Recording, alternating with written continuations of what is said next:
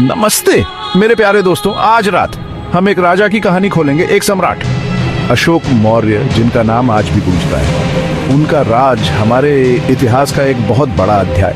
मौर्य वंश में जन्मे अशोक के बचपन के बारे में हमें ज्यादा नहीं पता, लेकिन कहानियां हैं उनकी महत्वाकांक्षा और जोशीले स्वभाव की। सोचो, छोटे अशोक शायद तब से ही राज्यों और ग्लोरी के सपने देखते होंगे। इतिहास उन्हें सिर्फ उनकी जीत के लिए नहीं, बल्कि उनके बदलाव के लिए याद रखता है। युद्ध की भयावहता से प्रेरित होकर उन्होंने शांति और करुणा को अपनाया, एक ऐसा सफर जो आज भी दुनिया भर के लाखों लोगों को इंस्पायर करता है।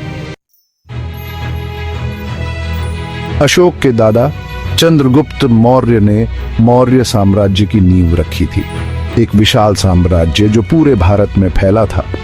ये विरासत युवा अशोक के लिए एक बड़ी जिम्मेदारी थी। उनके योद्धा होने के किस्से मशहूर हैं, कैसे उन्होंने साम्राज्य की सीमाओं का विस्तार किया। उनकी महत्वाकांक्षा की कोई सीमा नहीं थी। उनका हौसला बुलंद था, लेकिन किस्मत को कुछ और ही मंजूर था। राजगद्दी का रास्ता संघर्षों से भरा था। अशोक ने अपने ही भाइयों से लड़ाई लड़ी, सत्ता और प्रभुत्व के लिए। सोचिए, उनके कंधों पर कितना बोझ होगा, कितनी उथल पुथल होगी। आखिरकार वो विजयी हुए, मौर्य साम्राज्य के सम्राट बने। लेकिन उन्हें क्या पता था, उनकी सबसे बड़ी चुनौती युद्ध के मैदान से कहीं आगे इंतजार कर रही थी। कलिंग युद्ध, एक ऐसा नाम जो खून और गम में लिखा गया है।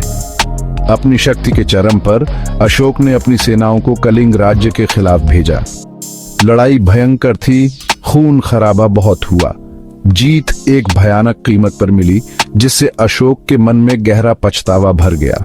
युद्ध के मैदान का दृश्य अपने और दुश्मन सैनिकों की लाशों से भरा हुआ उन्हें अंदर तक हिलाकर रख दिया। घायलों की चीखें, शोक करने वालों का विलाप धूल बैठने के बाद भी उनके कानों में गूंजता रहा। यह अशोक के जीवन का एक टर्निंग पॉइंट था। युद्ध की भयावहता, दुखों का अंबार ने उनके अंदर एक बदलाव की चिंगारी जगाई। उन्होंने हिंसा का त्याग किया, शांति को अपनाया और बुद्ध की शिक्षाओं की ओर रुख किया। क्रूर विजेता अब नहीं रहा, उसकी जगह था अशोक, दयालु, धर्मी, देवताओं का प्रिय। उन्होंने बड़े जोश से बौद्ध धर्म अपनाया, अपना जीवन शांति और अहिंसा के संदेश को फैलाने के लिए समर्पित कर दिया। उनके शासनकाल में शांति और समृद्धि का युग आया, जो भारतीय इतिहास में अभूतपूर्व था। अशोक का धम्म, उनके धर्म का नियम, उनके शासन का मार्गदर्शक सिद्धांत बन गया। उन्होंने अपने साम्राज्य भर में खंभों और चट्टानों पर उत्कीर्ण शिलालेखों के माध्यम से अपने सिद्धांतों का प्रचार किया। सोचिए, ये खंभे कितने ऊंचे खड़े हैं, आने वाली पीढ़ियों के लिए शांति का संदेश दे रहे हैं। उनकी विरासत उनके साम्राज्य की सीमाओं से बहुत आगे तक फैली हुई है। अशोक सम्राट, जिसने युद्ध का त्याग किया, शांति और करुणा की मिसाल है, जो आज भी लाखों लोगों को प्रेरित करते हैं। उनकी कहानी हमें याद दिलाती है, सबसे अंधेरे समय में भी करुणा प्रबल हो सकती है। क्या बात है, क्या बदलाव की कहानी है।